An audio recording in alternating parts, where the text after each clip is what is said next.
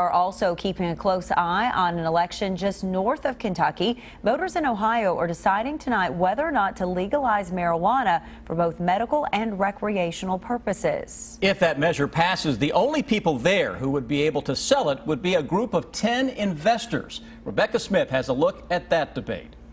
Voters in Ohio are headed to the polls today to decide whether or not they'll become the 5th state to legalize pot. The Buckeye State is the first state to try and legalize medical and recreational weed at the same time. If approved, it would create a marijuana monopoly of 10 groups of hand-picked investors getting exclusive rights to grow Ohio's pot. Former Ohio Governor Bob Taft says this kind of business is bad business. There may be some money coming if this issue passes to our local governments.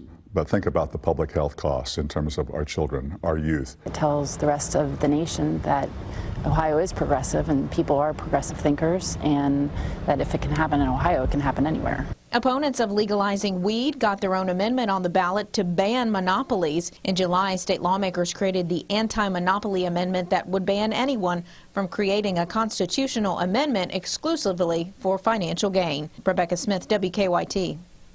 Opinion polling shows Ohio right now voters are split down the middle on the issue of legalizing marijuana. The polls in Ohio close at 7:30 tonight.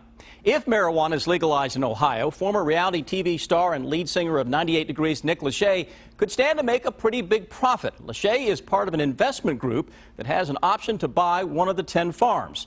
He would co-own 29 acres outside of Akron. The Washington Post says Lachey stands to, quote, automatically become one of the top weed kingpins in the Buckeye State. And Basketball Hall of Famer Oscar Robertson is also an investor.